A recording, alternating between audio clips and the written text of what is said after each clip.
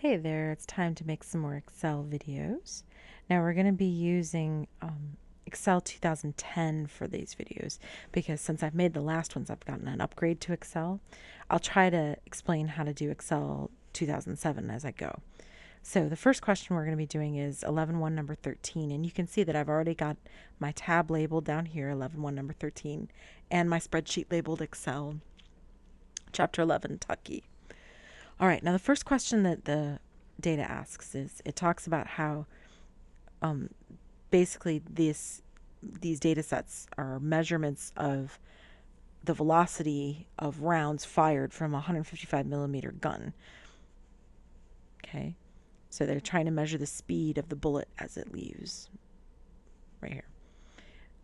Okay, so although 155 millimeter gun would probably be like a big cannon or something like that, if that's talking about diameter, which I don't know anything about guns, so bear with me.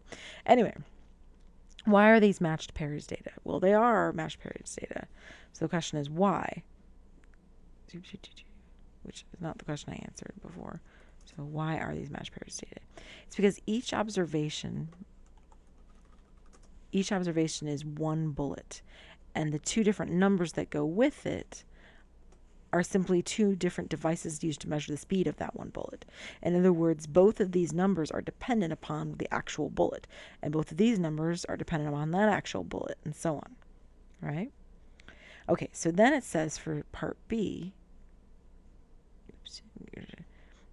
sorry, to continue with part A before I walk away from that, notice that, it's not saying that we fired a bullet and that was measurement A, and then we fired another bullet and that was measurement B. It's that 1A and 1B to go together. They're measuring the same bullet. That's what makes them matched pairs. They're matched because they're the one bullet, and they're paired up. See? All right. Letter B, this is where the big work comes in. Is there a difference in the measurement of the muzzle velocity between device A and device B at the alpha equals 0.01 level of significance? All right, so let's go back a few pages because they're wanting us to do a hypothesis test here.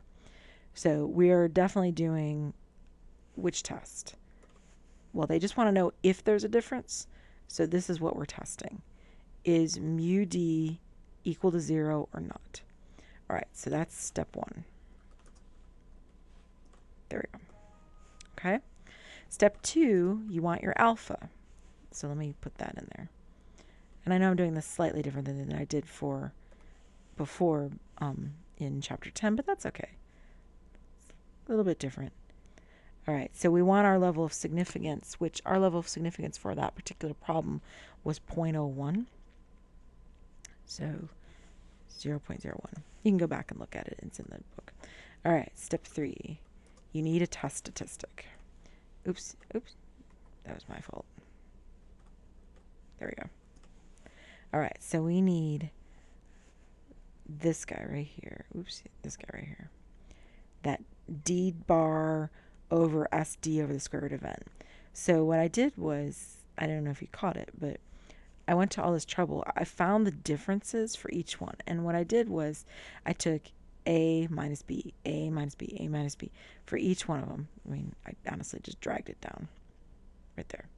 And then I found the average, or at least you can find the average of all of those. And that would be called D bar. Okay, that's its number. You can also find it, which is what I just deleted, by finding the average of each one of these columns and then taking the difference. I also need S sub D because I'm going to need the standard deviation. So that's ST DEV.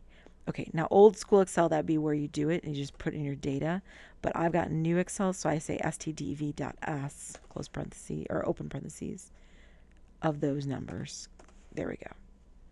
All right, so my test statistic, which is T sub 0, is equal to D bar, which is that number, divided by parentheses, SD divided by the square root of N. Oh, I never found out N. All right, hold on. I'll do it here. It's equal to the count. Of course, we know how many it is, but that's okay. It's 12. There we go. There it is. So it's D bar divided by parentheses, SD divided by